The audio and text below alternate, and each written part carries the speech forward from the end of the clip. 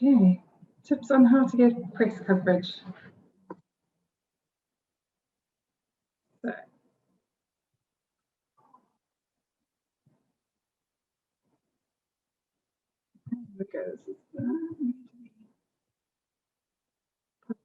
now, how do I get the page to go? It worked just now. Oh, there we go. Okay, so in today's session, we're going to be looking at what you need before you start doing your outreach. So there's a couple of things that you want to have in place.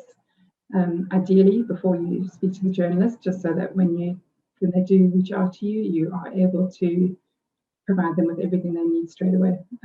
As you can imagine, journalists work under a lot of pressure, and it's obviously very tight timings.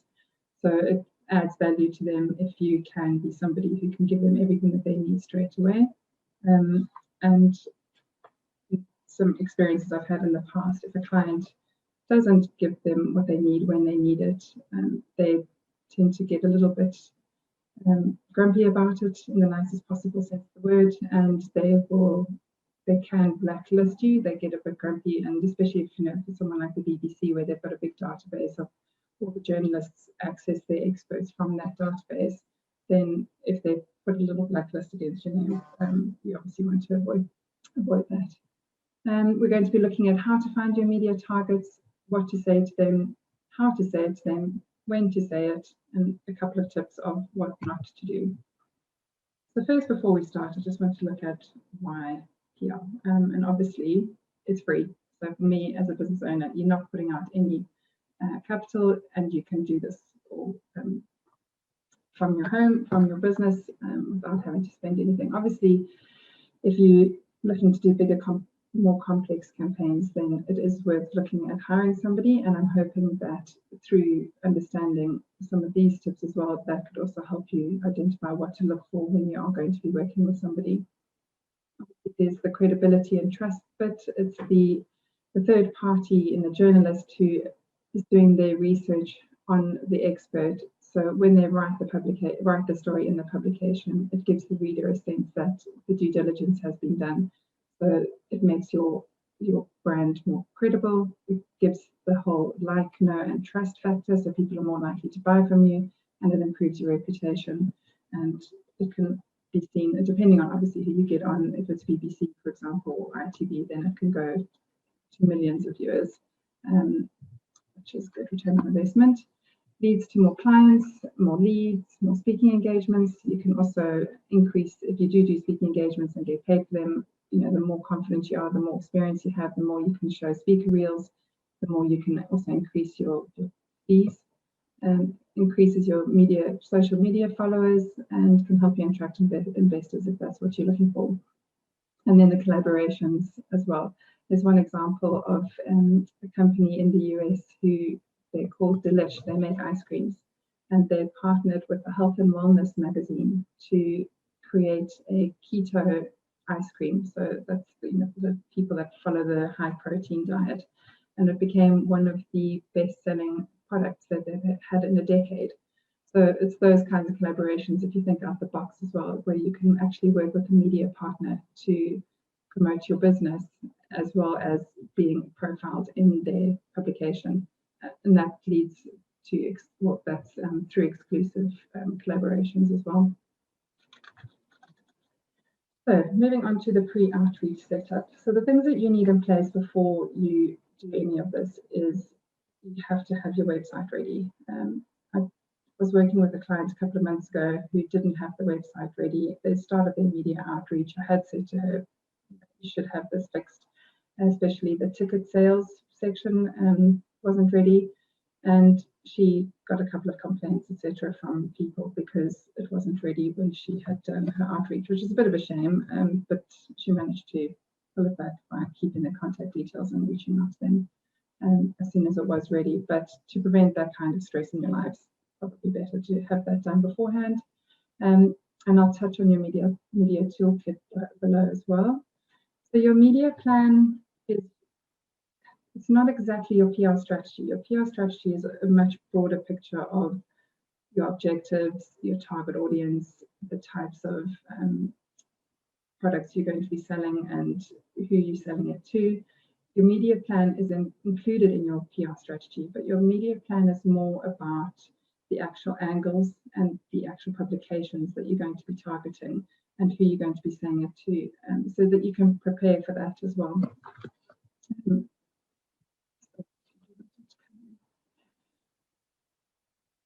So then you've got that media plan that will then contain a couple of these things like your images. So what I would recommend is that if you don't already have a Dropbox or a Google Docs WeTransfer file as well, then it's definitely worth setting something up, because you, as I said before, you'll be reaching out to the journalists. You're going to be providing them with everything that they need up front, so that you're not making them have to come back and ask you for more information. You want to add value and give them everything they need. So you'll, in your emails, and I'll talk about this again later in the webinar, but your media toolkit should have your high-res images. So in your pitch to the journalist, you would have maybe one, maybe two at a push low-res images. So if you are a product, if you have a product that you're selling, so for product placements, in your pitch, you would include a low-res image of the product, but then you'd have links to your, say, for example, your Google Docs or your Dropbox, and you would have your high-res images there, so they can just download those. You can also keep some of these things on your website. Some people have the media page as well, where you can include all of this. If you have the bandwidth on your website, you can do that there too. Just helps the journalists when what they're looking for. Your bio is your summary about yourself. If you've done public speaking, if you work for a corporate, you'll have a bio anyway, but I can help you work on that as well. It just lists out things like your skills, your achievements, a bit of your history, your career, what topics you're an expert in. Nothing too long. You don't want to take up too much space with it. Maybe 3 sentences, if that. And then your boilerplate is something that goes on to the bottom of your press release, and it's like your personal bio, but it's about your business. So again, it will include any really key stats about your business in terms of if you're doing an IPO, which you don't think any of you would be doing, but it would have those kinds of statistics about the valuation of your business, again, awards that you've won, those kinds of things as well. So it's a summary of your company versus the bio, which is a summary of yourself. Speaker reels, if you've done interviews, I would highly recommend saving the links after you've got the coverage and linking these onto your website or into your Google Docs. Mainly because when a journalist wants to invite you to do an interview, if they can see that you are a capable speaker already, they're more likely to use you for example, a TV or a radio interview. It's also good for speaking engagements as well, because then if you do apply to go speak at a conference, you can just show them a speaker reel, and again, it gives them more confidence that you are a good person to have on a panel or as a person on the conference itinerary. You can have links to digital content. So again, that's any coverage that you've received in the past, any events that you've been filmed at, that it's too big to send in the email, then just have that in your Dropbox or your Google Docs files. Your logo, your contact information, case studies if you have any. So by case studies, those will generally be your customers that have obviously have given you testimonials and are big fans of you, but you want to also use people that have extreme cases. So for example, a freelance journalist who was writing about a client of mine a couple of months ago, she wanted a very extreme case of how the person had ill health and how this product had turned it around for them. So they'll give you pictures, they'll take you pictures, etc. So it's good if you have got customers lined up that you could use to provide their numbers, their email address, and their what they do, so that when you do send it to the journalists, they've got that all in one place as well. any FAQs, and I'll touch on the Q&A side as well. So FAQs would be any of the questions that you get commonly asked by your customers, and that you think might also answer a couple of questions of things. You know that if you've got a product and you've had an issue somewhere before along the line, and you know that there is some possible coverage out there as well, then answer those questions in your FAQs as well. And I'll touch on that shortly after I've gone through this. Any awards that you've had go in there, and any samples of physical products as well.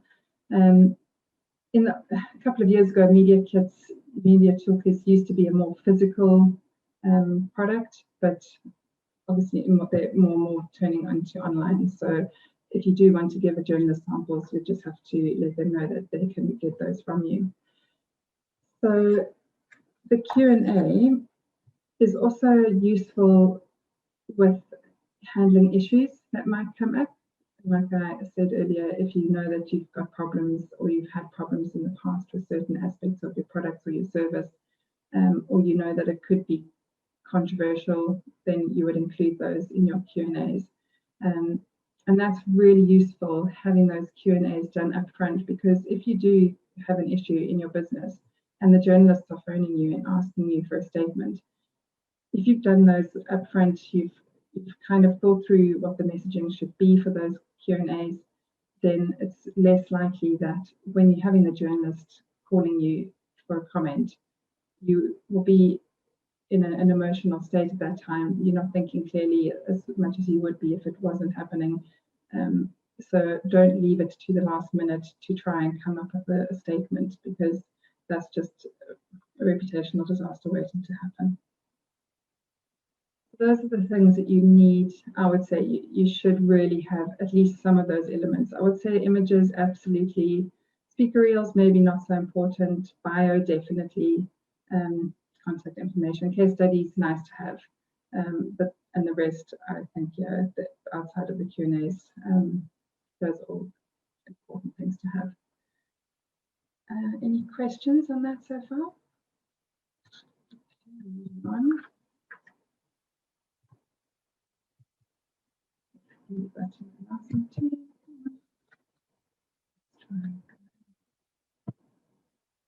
Okay, so how to find your media targets. So for this, I would suggest, I mean, when I'm working with the clients, we would normally have a tier 1 list and a tier 2 list. In each list, in the first list, the tier 1s, you would normally have around about 10 to 15 publications. The tier 2 can be a bit bigger, I'd say about 20 to 30. But for your purposes now, just to get you started, I would say think of 10 to 20 publications or outlets that you really want to be in, that you've seen your competitors in, that you've maybe had FOMO when you've heard somebody else speaking there, or you've read something from somebody else and you've gone, that's somewhere I really want to go in. So those are the kinds of publications that I would say start looking at straight off the bat now. There are other things you can do to build on that list. So for example, you could go onto Google search and look for your competitors, see what coverage comes up from them, and then you can follow through the publications that have written about them as well. Take note of the names of the journalists that have written about them and add them to your list as well, and then that can help you buffer it up a bit.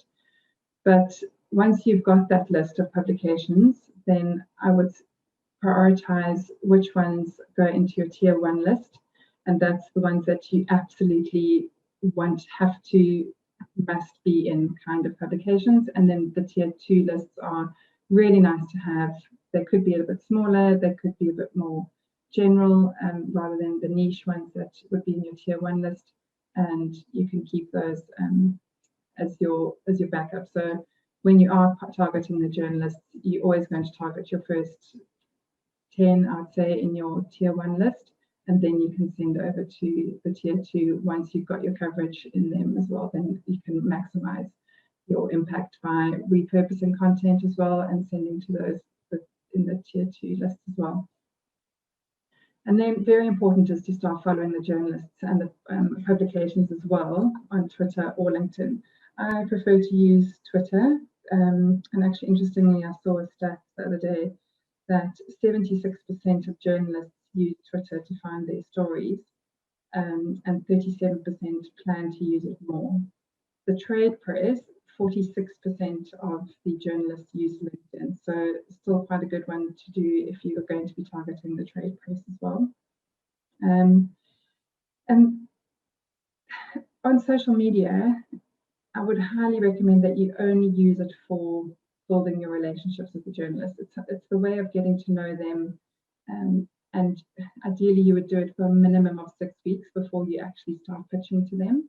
This is because it helps you to build the relationship. They start getting to know your name, and what you should be doing when you are following them is like their content, comment on it, share it. So they start seeing your name, they start getting really used to seeing it, and in a positive way as well, so that when you do start pitching, they recognize your name as it comes into the inbox, and they're more likely to open the email from you. Because also when you are pitching to the journalist, you're going to be pitching in a very conversational, informal way, and it's better if you know them a little bit. You've seen what they're tweeting about, you've seen what kind of stories they're looking for, you see what angles they take. So it builds kind of familiarity from yourself as well, and you know that journalists are human as well, and it just helps the conversation when you do start pitching to them. So it's not formal, it's not fake or insincere, because journalists, as you can imagine, being able to sniff out the news, they can sniff out pitches as well. And then I would say follow the hashtag journo request on Twitter as well. So that's where most of the journalists, if they're looking for a story, if they're looking for an expert, they will do the hashtag journo request to try and find somebody. So there's two reasons for doing that one and to follow that one. Is the first one is obviously because you can then answer any of the stories if there's something relevant to you. But the second as well is that it gives you ideas for angles, so you can start getting used to what kind of stories journalists are looking for, and especially for your publications as well. I will say they do get quite, more and more, there are people using it to spam a little bit for blogs and things like that. So if you can just try and see through that. But it really is worthwhile following that hashtag. There is another one as well called hashtag PR requests, and that's sometimes the journalists use that one as well. It's an additional one if you want to cover your bases. But if you are looking to pitch a story, you could do that one. You could use the hashtag PR request. But you'll see most people use both. But I think the journo request one is more important for you. And then do your research. So you have to get to know the angle. You have to get to know what that journalist writes about. You have to get to know what their audience cares about, so that when you pitch, you are pitching with the right angle. As I said, journalists are very grumpy. They will blacklist you. They won't deal with you. They get hundreds of emails a day or a week. They're only working on a small number of stories already, as it is a month, for example.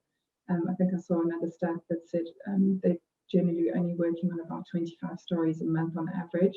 So if you can imagine, if they get in 25 pitches minimum a day, that doesn't leave a lot of room for getting all the stories in. So if they can see that you are sending them a mass mail, you've spelled the name wrong, you just haven't done your research, they can see that. And then unless you've got really big news or something that's got a good angle, you're unlikely to interest them, should I say. So yeah, do your research. And I would say if you're short for time and you can't start 6 weeks in advance, read at least 3 pieces of their work, both of the journalist and of the publication, so that you get an idea about the angles. That's incredibly important, because if you're pitching to a glossy magazine, for example, it's going to have a very different look and feel to a trade publication or to the local print, local newspaper, for example. So you would need to adapt your angle to each of those publications as well. And then I'm going to show you now how to find some email addresses quite easily. So in any newspaper or magazine, they will have a little section where they have the contact details. I've taken this one from House and Garden, and you can see on the left-hand side, it gives the email address of the US office, but how you can cross-reference that is if you go to the online version, it normally has the same details there, and it will be able, even if you go to the sales pages, you can even see that they've got other people with the same email addresses. So you can kind of start using those to guess how to find somebody. And then what you can do is you can look at the name of the features assistant or the features editor, for example, and apply it to their name. So that's an easy way of doing it. And then obviously going onto Twitter as well, a lot of the journalists will have their contact details on there. And on the online pages as well from the actual publication itself, and if you Google their name. If you are targeting the glossies, I would recommend targeting the features editor first, just because they look after most of the stories that are going in. If you're more specific and you've got a garden product or a travel product, in this case, we can see there the garden, travel and food editors, then it's more worthwhile targeting them. So it's definitely worthwhile to know who to pitch to, but for the glossies, I would say go to them, to the features editor. And then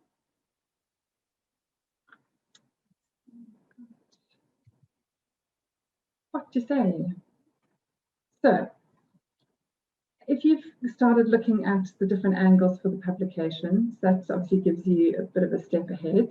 What I would suggest is that you get 3 to 5 topics that you want to speak about as the expert of your industry, and then you can break it down into a personal story, a business story, and a consumer behavior story, just to help you generate some ideas about what topics you want to speak about if you haven't already decided what those are.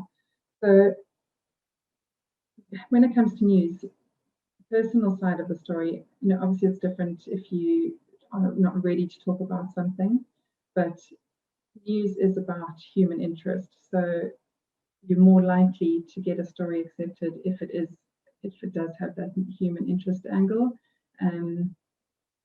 and you can be relatable as well. So, for example, I'm giving you this webinar tonight. You don't know me. I haven't given you my story, but it makes it more interesting if I do tell you what my backstory is. And in this case, why the why about my reason for setting up my business is something I've always wanted to do, or I'd say for a good 20 years now.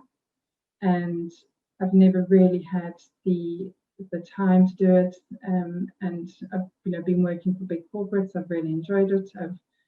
Should I go out on my own? And then sadly last year, through COVID, the world changed, as we all know, and a family member of ours, my cousin, she's 30 years old. She was married to her wife, who's 36 years old, and they came over to the UK to start a new life. And within 6 months, the wife was diagnosed with cancer. It was very rare. There was nothing they could do to treat it. And within 9 months, she passed away. But what really got to me was just watching her, watching the two of them have to face this cruel end. And it just really made me realize that life is so short and I shouldn't be wasting any more time yearning to do something that I really love doing, to just actually start. And that is my personal story. So I could pitch myself now to business publications, or Prima magazine, for example, which is a mature women's magazine, where they have a section on businesswomen with a bit of a backstory as well. They profile the business owner, they profile what their motivations are, how they got into the business, and what their business is doing now. So it's a way of talking about your business, but including it with a story, a human story, to be more relatable. So that's the kind of personal story. And obviously, I am very aware that sometimes it's difficult to talk about these personal stories because you are conscious that it's going out to hundreds of thousands of millions of people. So yeah, I mean, that's a personal decision, but maybe there's something to a degree that you can talk about as well. But it's what other challenges have you overcome? Are there other things that have helped you to get to where you are? And your why. Another one is your why. Why are you doing this? That's always a big one that the journalists are interested in as well. So for business stories, these are some of the questions I would ask. What are you working on? Because you might not necessarily, your business so well, you might not necessarily think something is newsworthy. And on the other hand, you might think everything is newsworthy. So it's a bit of a temper check there to make sure that what you do have is actually newsworthy. But generally, if it's a big new item, if it's innovative, if it's unique to other people. For example, there was a company in South Africa that started doing duvet days, a really innovative HR approach before anybody else started doing that. And they got a lot of press when they started talking about that in the trade and the consumer press as well. It's totally different, hadn't been done before. And another story I've seen recently is about a hotel chain that have, instead of calling it WFH, work from home, it's WFH, which stands for hotel. So they've changed their actual products. So instead of hiring a room for the night, you can now come and hire the room for a couple of hours to come and work from as well. So it just helps when you've got something different that it's innovative and unique, that they would be interested in talking about. And then have you seen any demand change from the products that you offer through, if you're seeing something happening a few times, and this relates to the consumer behavior stuff as well, is that if you have seen something happen once, it's unusual. If you see it's happened twice, it's interesting. If you see it's happened 3 times, it's a trend. And that's definitely something you could go to the press with as well. So any of your business milestones, anniversaries, any trends, have you seen, are you having to change the way you products that you offer, the way you're selling your services? If it's new and interesting, then it will definitely be worthwhile talking to the press about as well. Any questions? Okay.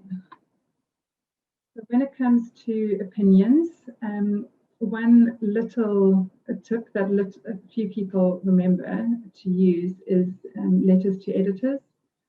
Definitely worth sending something into that as well. It's a different way. It's an unusual way of getting yourself in the press without having to actually pitch to the journalists.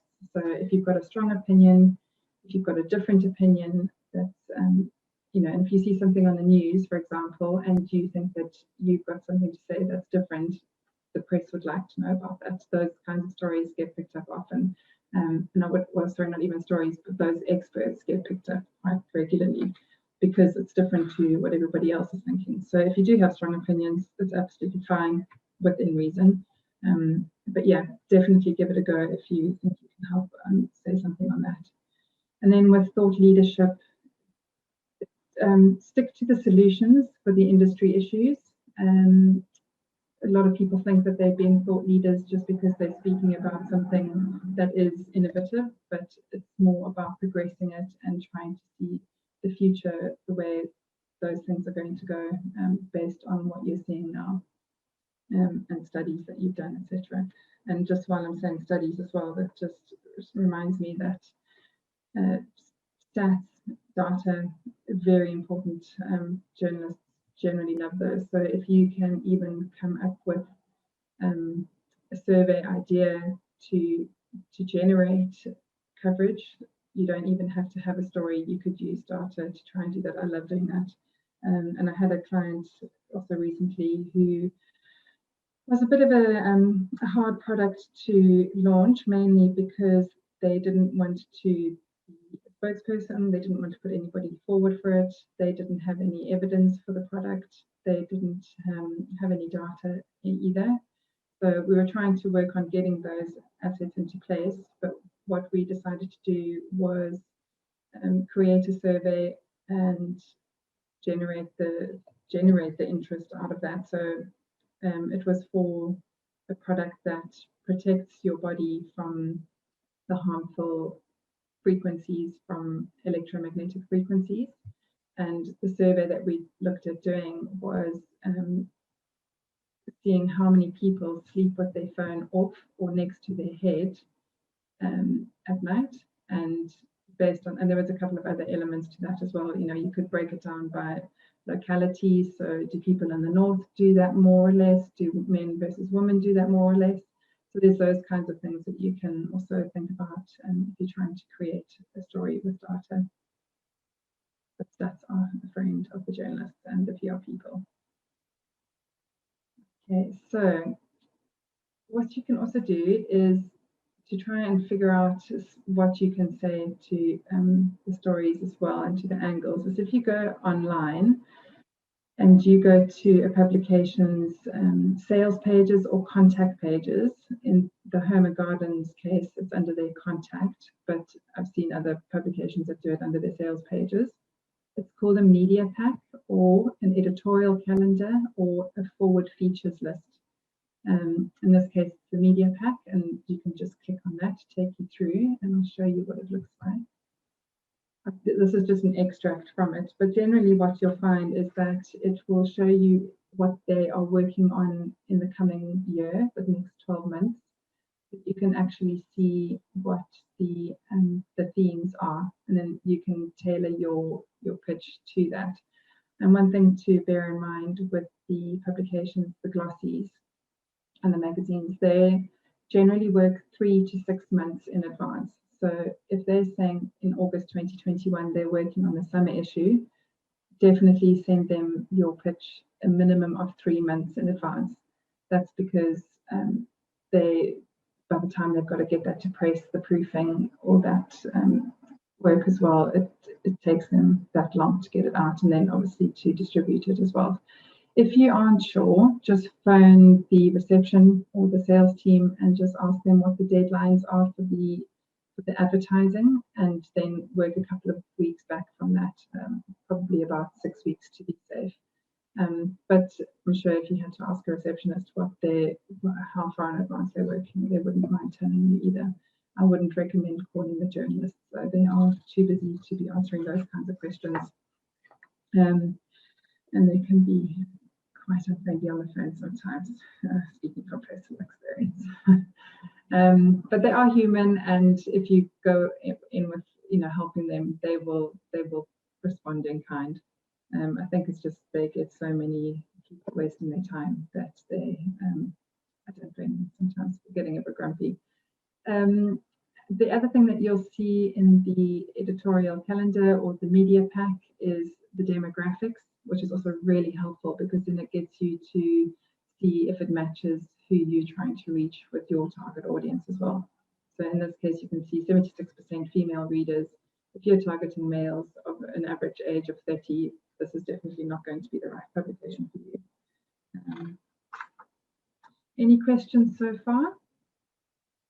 Dan, I've seen you've got a question. Would a bio page on a website suffice, or should be a separate Word file or pop-up window? A bio page. Do you mean the media page? So the bio page, you wouldn't actually have a bio just for a page just for your bio. Yeah, Karen. It's. I always wonder whether it's. Well, I have a bio on there. I do a podcast, okay. and I have a co-host, and we have our bios up there. Okay. And just positioning ourselves within the podcast and mentioning our background. So I'm just, I think that's probably not for a journalist. They just want to take something down and print it off and have it. So I'm just thinking that maybe a Word document as well would somewhere in a media kit would be useful, because right now I just have that bio up there along with my co-host. Can the journalists highlight the words and copy and paste it like that? Yeah, I could. Yeah, because that could be easy. But yeah, I mean, if you've got the bandwidth, I would put your a separate web website page and try and put some of those details, especially with your images as well, because then they can download those and your logos as well. It just makes it so much easier for them, and then they're more likely to use you, and they're more likely to come back to you in the future as well, because they know that you give them what they want when they need it. So when you hear people referring to become the go-to expert in the industry, that's also tends to be what they mean by that. Yeah. Okay. Great. Thank you. No problem. Okay, no other questions. So I will move on. Right. So how to say it? This is the nitty-gritty. The pitching, the press releases, the guest speaking, or product placement. So, well, press releases, I think it's personal choice down to the journalist. Some like them, some don't. Personally, I don't use press releases unless it's a big announcement. So if it's an event, if you've got a launch, if you've got a new hire in your company, those kinds of big events, then absolutely use a press release because you've got more information to share. But generally, I would use a pitch to present yourself as the expert speaker in your industry, or to talk about an angle for one of their articles or their features. It just, if you put yourself in the shoes of the journalist, as I said before, they are so busy. They are getting so many emails all the time that you just want to make it as easy as possible for them to know what it is you are saying and why they should care about it. So press releases are fine, and I'll talk more about it just now, but you can copy them into, if you write your pitch, and I'll talk you through how to do your pitch, and then you can attach the press release in the body of your email. Try not to use attachments because it generally just goes into spam folders. And also, they just don't like attachments. Generally, the statistics have found from various research studies that have been done over the years. So when it comes to writing the press release, definitely have upfront the who, the what, the why, the where, the when, and the how. Those are the most important pieces of information. And underneath that, you can put in a quote from yourself if you are the spokesperson. And then underneath that, have your notes to editors. So that's any information that you want them to know that shouldn't be printed. For example, if you're launching or if you've got a new hire, what date that person is starting, if it's not obviously included already in the press release. And then underneath that, you would have your boilerplate as well. And again, that can all go into the body of the email underneath your pitch. You can also include a low-res image in the pitch. And then if you've got the media toolkit online or in your Google Docs, for example, you can include the link to that so they can always go there and find what they need. And I really do believe that it is important to give them everything they need up front. As I said before, they are so short of time. They often just trying to work on a story really quickly and get it out. If you can give them everything that they need straight away, they will love you for that. I've heard other people teaching how to do PR and saying, don't give them everything they need. Rather, don't give them links, let them ask you for it. But I just find that that's just not being helpful. So I've had success from being helpful and adding that kind of value.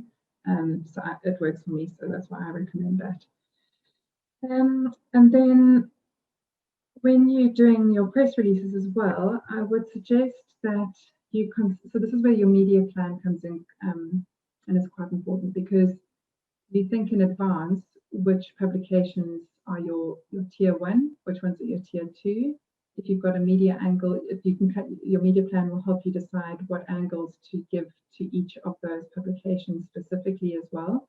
And then when you are sending things out, it also gives you some time to think about whether or not you want to offer an exclusive. So if you are targeting a trade publication, if you're targeting trade publications, for example, and you know that you are launching a new product that's not very innovative. So say, for example, it's a new software. The journalists are not generally going to really be too interested in those kinds of stories unless it's breaking news, it's breaking technology, it's the first of its kind, world first, for example, then they'll obviously love it. But if you don't have those kinds of things and you're still trying to figure out how to get your message out, exclusives are a great way to try and get that coverage so you can work with that publication. Hopefully you'd get a double page spread at the very least. Sometimes they might even give you 4 pages or with pictures as well. So if you work with them, then and you know, through your media plan, you think about this in advance so that you're not just shooting arrows in the dark by pitching whenever, wherever. You actually have a plan. And then what you do is you start with your most important publication on your top tier 1 list, and then you wait until you've heard back from them before you pitch to the next publication. And that's why it's good to pitch a couple of weeks before. I wouldn't leave it to the very day that you are launching. I know it's newsworthy, but it's good so that they can also, for their purposes, plan what's coming up. They then have a few days to send a photographer around to you. So for newspapers, I would generally say, you know, they give them about a week's notice. For glossy magazines, as I've said before, 3 to 6 months, depending on the publication. TV and radio, I would give at least a month if you can, a minimum of 2 weeks, because they're always planning in advance. And just an extra tip is to go to the producers for TV and radio. Don't go straight to the presenters. They are very busy. They're very important. And anyway, it's the producers and the planning teams that are working on the content schedule. And also with press releases, most people, I assume, have heard of embargoing press releases. I wouldn't bother at all anymore. Even when I was working at Barclaycard, we had a number of instances where we would have an embargo on, and the smaller publications that are trying to make a name for themselves would just ignore it and just send a press release out anyway. So that comes down to your relationship as well with the journalist, to actually say to them, right, I'd like this to launch on X date. Can we work together that we get that done if we do an exclusive? So that's one way of handling it. But otherwise, don't rely on the embargo on your press release anymore.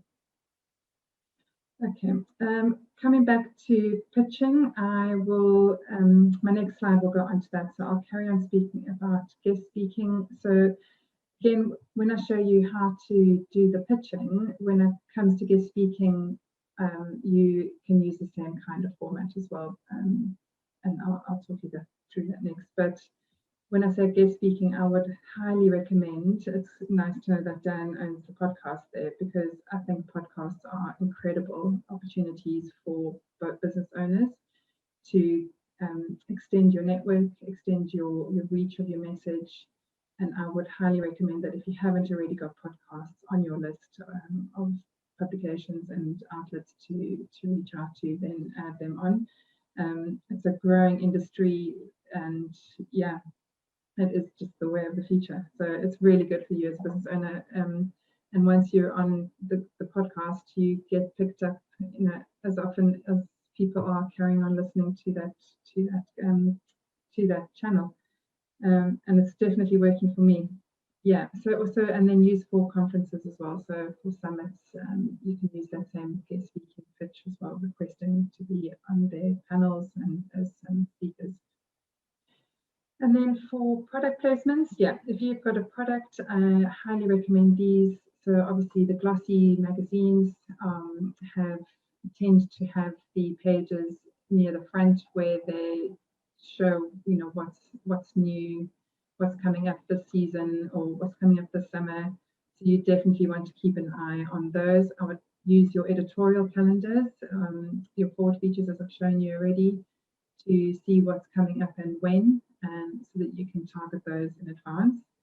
Again, definitely need the low-res images in the with the price inside the pitch, and then link to the high-res images as well.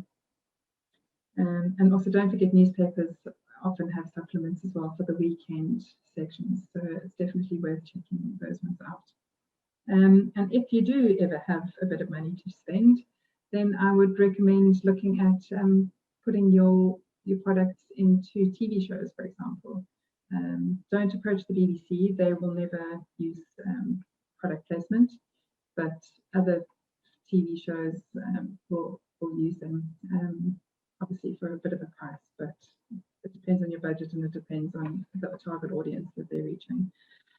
And then just some stats there from a study that was done recently. How to say it, obviously journalists prefer one-to-one emails. It's quick, it's easy. Don't call them unless you know that they are over the age of 50, because the research shows that journalists over the age of 50 are more likely to prefer, well, not prefer, but will accept being called on the telephone. But not one to do often. Well, I mean, if you're interested and want to see what happens, go for it. Let us know. But I wouldn't recommend it for most people. Okay, so when it comes to the pitching, as I've mentioned before, you absolutely have to personalize your pitch to each journalist. They can see when it's a mass mail.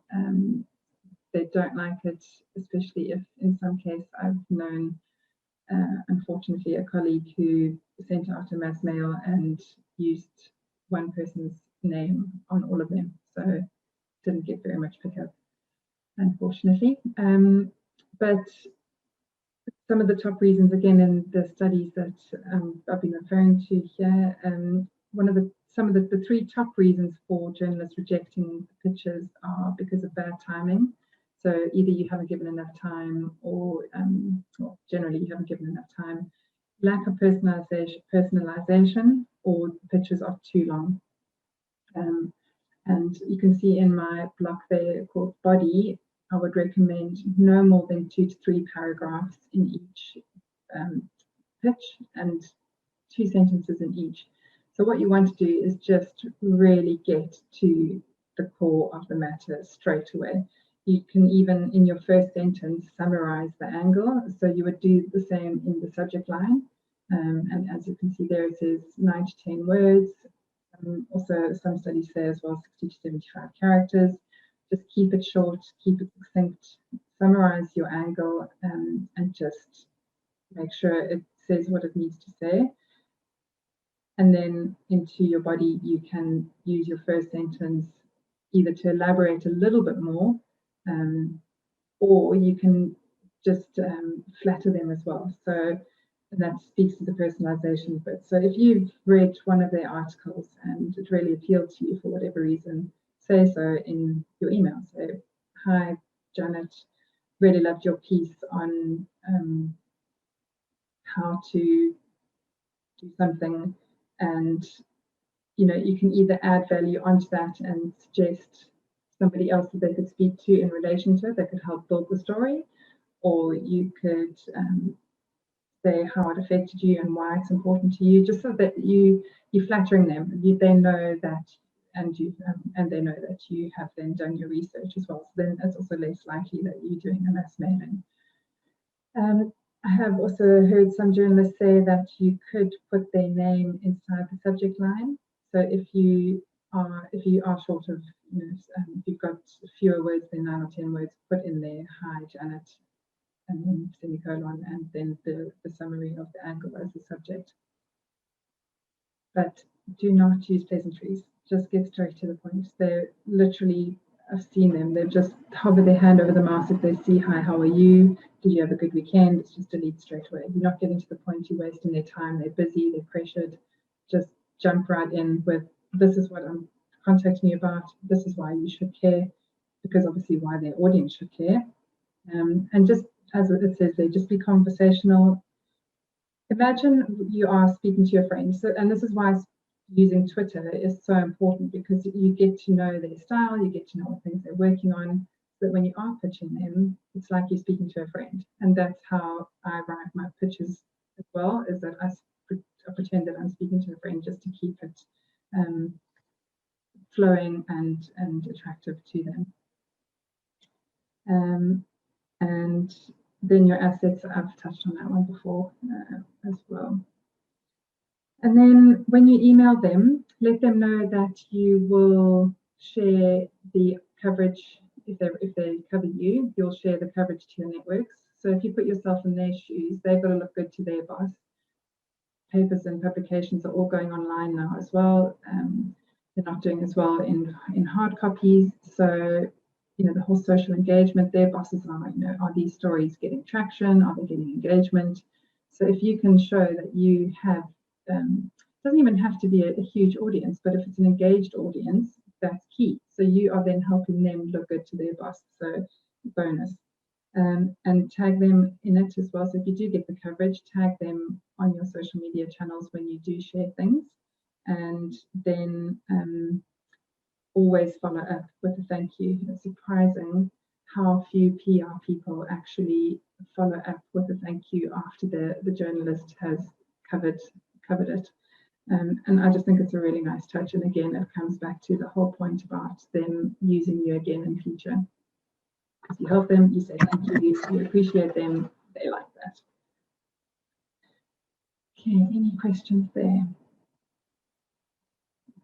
Okay, moving on. So when to say it. So just some stats here from some of this research that I've been alluding to. That if you are interested in seeing that, more of that, it's done by MACRAC, and it's called the 2021 State of Journalism Report. If you Google it, it should come up as well. It's got some other interesting stats in there as well about Facebook, but I've spoken about a couple of the key ones that I thought was important. No brainer here, really. Most of them like to receive coverage on a Monday. Obviously, if they're planning ahead for the week, it's helpful for them. And in this case, this research said that it's better to send it to them between 5 a.m. and 12 midday. I do agree with that. However, I think if you are sending them a news angle that is going to be breaking news, then definitely send it early in the morning. But if you are pitching 2 weeks ahead and a couple of months ahead, then it doesn't matter if you're going later on in the day. And the other thing to consider is it worth your while pitching on a day when they're not getting as many pitches? So they like to get their pitches more on a Monday and a Tuesday, but that's for when they actually receive the pitches, shows that they receive them most on Monday and Tuesday. But by Friday, they're not getting anything. So is it worth sending them an email on a Friday or Thursday even? I generally don't really do things on the weekend. I know journalists might work on a weekend, but it's still, for me, there are boundaries. Unless it's really urgent and it needs to go out on the Monday, I might send it on a Sunday afternoon. But that's very few and far between. But I will send pictures on a Thursday and a Friday easily, just because I know it pops into their inbox and they can see it more easily than when everybody else is emailing them at the same time. And another stat that I've seen actually shows that on Tuesdays at midday, there are really high open rates. So consider doing it on a Tuesday midday as well. And then in terms of following up, so again, I run a room on Thursdays on Clubhouse with PR people, and we get the occasional business person in there as well, asking us a couple of questions. It's always open to anybody, so if you would like to come along, please, it's every Thursday, 3 p.m. We have really good discussions about PR things, topics, issues that can actually be quite helpful as a business owner to come and listen to. And just the reason I'm bringing that up is because in one of our conversations, we were talking about how many of us actually do the follow-ups. And so many, surprisingly, of the PR people said they don't tend to follow up. It could be, a bit of intimidation. It could just be that they feel that it's not getting picked up the first time, it's not going to get picked up again. But I totally disagree. I have seen so many times when I have pitched that hasn't been picked up, but when I've followed up a few days later, it does get picked up or gets a response at least. So definitely follow up, and follow up between 2 to 7 days. I agree with that. Definitely do not follow up the same day, and that's one of my don't tips that you'll see at the end of the session as well. 1 to 2 weeks is interesting because one thing to consider as well is that journalists often will go off on holiday and won't put an out of office on. So weigh it up yourself whether or not you think it's worth following up again. But we've had a couple of people in the room that time on Clubhouse when we were talking about this that said that they follow up and they follow up and they follow up and they keep following up until the journalists have actually just done the story because they wanted to get rid of the guy because he was so persistent. So that's also another tactic to try.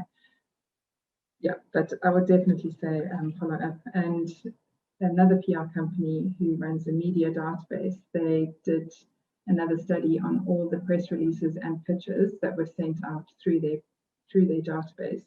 And 60%, over 60% of them were opened only after the second pitch or the second follow-up email. And those emails had either in the title follow-up, additional info, or re. So it looked like it was a follow-up conversation as well. So that got the journalist to open because they obviously think that they've had a conversation about that. So that's another little tip over there. And then finally, we'll come to what not to do. So as I've said, don't follow up right after emailing. And again, you'd be surprised at how many people will send the email through and literally phone 5 minutes later. So give the journalist a bit of time. As I said, don't use pleasantries. I really feel this is very important. All the feedback from the journalists is it just annoys them. If they can't answer you, don't ask the question. Don't use the press releases until it's big news. I've discussed the attachments. Don't ask them for more info. If you are responding to a media request on #journo request, for example, and they have said what they are looking for in that tweet, don't write back to them asking for more info, and don't answer them unless you are a perfect match. Again, that's just annoying, and they're more likely to blacklist you from using you again. Don't pitch a journalist on social media. As I said before, use that for relationship building rather than social media. Unless you know them really well, then you can say something to them on a DM. You can also say to them on DM, I'm going to pitch you a story. Can I have your email address if you really can't find it? Or just to let them know that you are going to be pitching them a story as well. So they see your name and they're more likely to look out for it as well in their inbox. Don't pitch if you haven't done your research. Don't mass mail. Don't write, just because they've written about your competitor, don't target them and say, hey, saw you wrote this about X brand. We do the same thing. Can you do a story on us?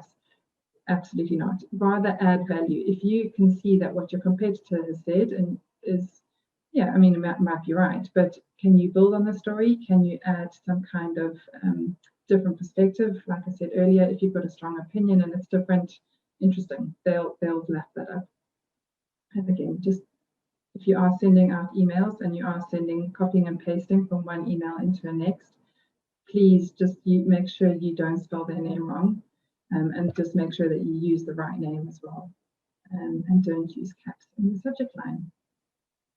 So that is all I have on the tips. Any questions?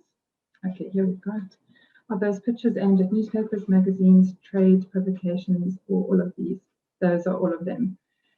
So when you're pitching as an expert and sending, and you've read an article and you can see an angle that you could use, those can apply to all of them, absolutely. But as I've said, it will be tailored to the various publications, because and I had to do this last week as well, what you write for an online magazine, in this case it was a baby magazine, it's going to be different to what I'm writing to the local community newspaper. Even though it's the same topic, I'm going to take a bit of a different angle on that. So it's definitely worth your while to pitch it at what they're reading about or writing about. Does that answer your question, Dan? Great, thanks. Also, an interesting thing to bear in mind as well is the reader age of the publication. So, for example, the Financial Times has a reading age of 13, whereas the reading age of,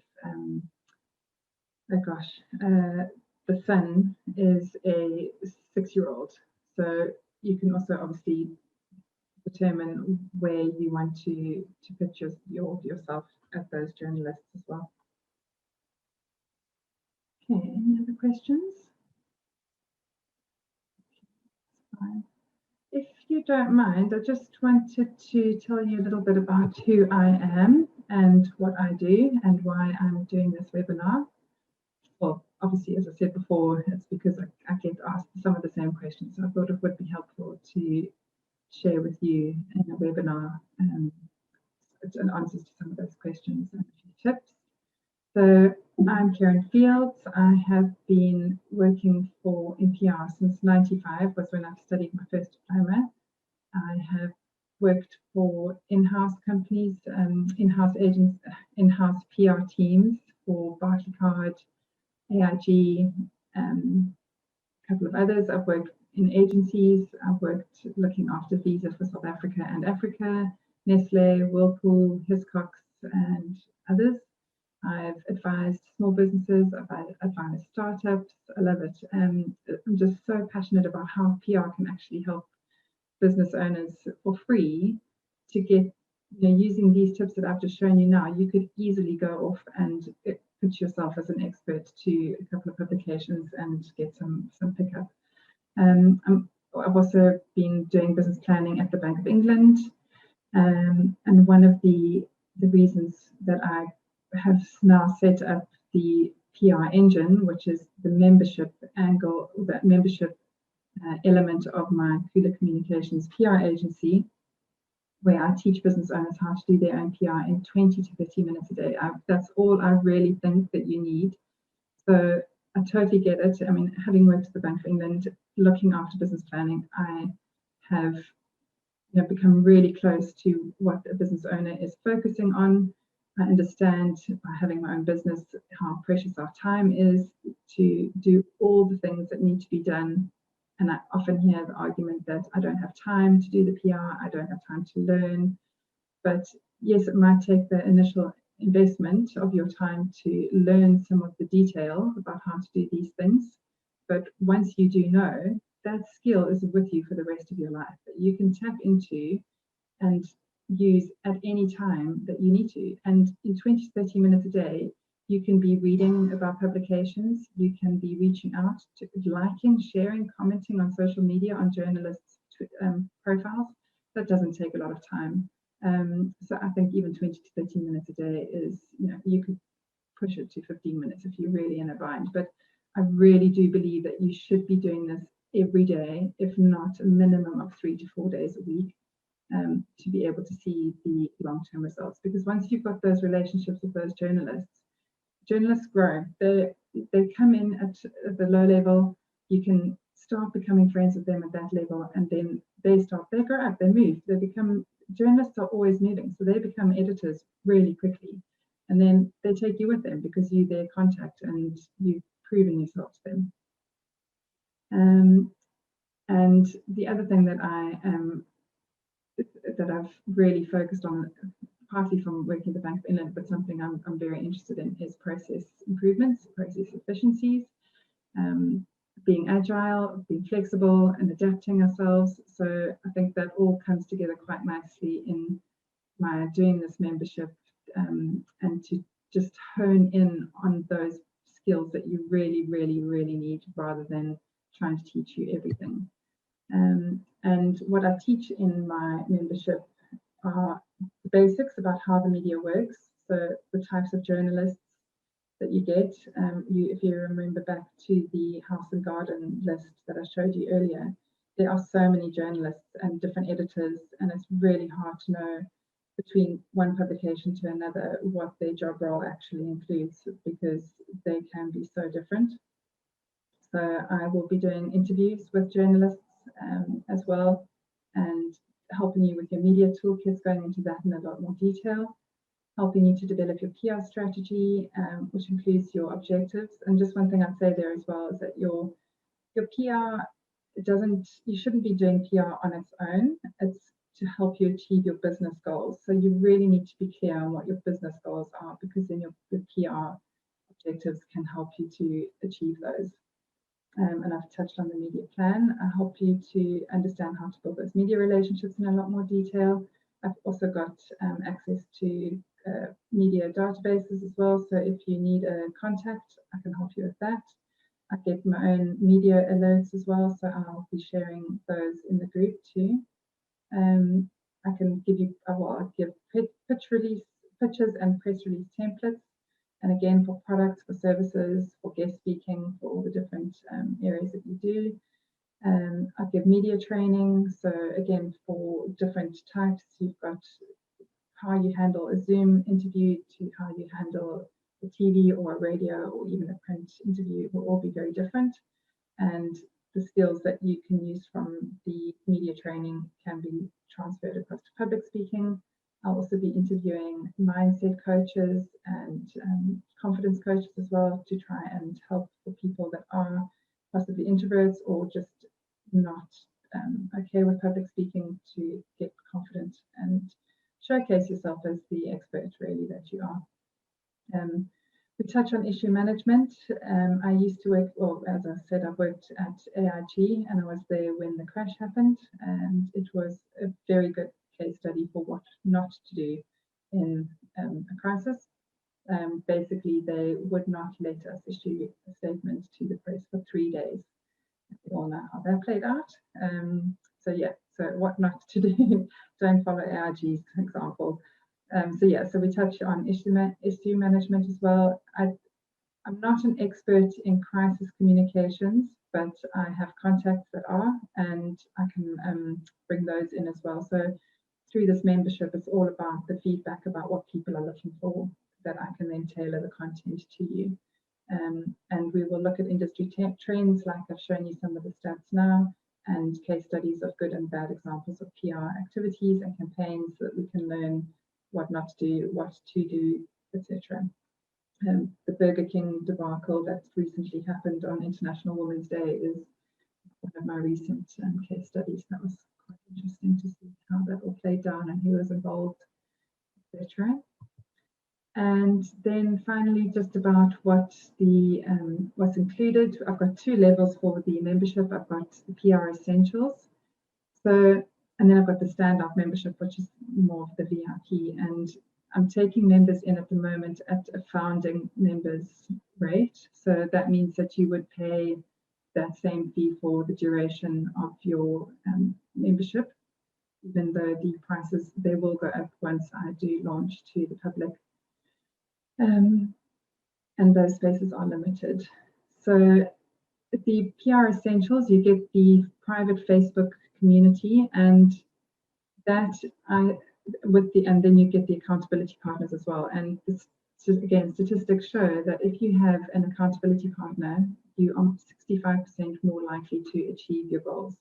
And I have been in a membership myself where I have had an accountability partner. In fact, there were 4 of us in the group, and years later, we are all still in contact. We still check in once a month, where we used to do once a week while we were going through our training. We now do it once a month, and it has been imperative, and it's such a crucial part of my own success. So I personally can see how important that is. And also, being a business owner on my own with PR, it is so important to be able to bounce ideas off of each other. If a journalist comes back to you and says something unexpected that you suddenly don't know how to respond to, you can just pop into the community and ask the questions. This is what they said. How would you guys handle it? It's really helpful to have that community of like-minded people to connect with and talk about that with. I will be offering Q&A sessions. So ideally, I'll be doing them once a week. I'm saying regular here because obviously it just depends on how many questions I get asked to answer every week. So if there aren't enough, and then it's only timing seems to be every second week. But again, it all comes down to the members, and as a founding member, we can work on those together and get your feedback on things. And then we also have monthly pitching clinics. Again, I'm open to doing one of these more often. And that's where if you are pitching to a journalist, you can send me your pitch and I'll review it and give you comments before you send it off. I'll have a resource library full of trainings, all the templates you need. So when you're pitching, I've got a tracking template as well, so that you know who you've pitched to, what you've said, what responses you got, if you got responses, etc. So it can help you keep track. I mean, there's so many different templates that I've got in there. Your PR strategy, your media plan, and some as well, your pitches, your press releases. I'll have checklists and worksheets for you as well. I'll be able to give you the tips like I've been giving you tonight. And if and when I do some courses or events, then you would get a discount for those as well. And then the standout gets all of that. Plus, we'll do a monthly masterclass where I've lined up specialists that I will speak to and do an interview with as well to give you extra insights. As I said, I've got subscriptions to various media databases where they send us media alerts. I'll do an annual group planning session. So I'll normally do that around about September, October, so that it sets you up for the new year to take your strategy forward. I'm also going to be building a member marketplace. So you can profile your business. I'll do monthly member boosts as well. And then your discount for those courses and things would be a little bit more there.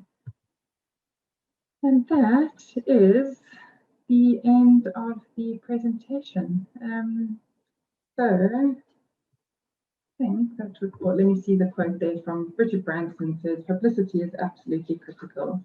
A good PR story is infinitely, sorry, I can't speak, more effective than a front page ad. And obviously I definitely agree with that. I think it was Bill Gates who said that if he had $1 left, he would use it to spend on public relations.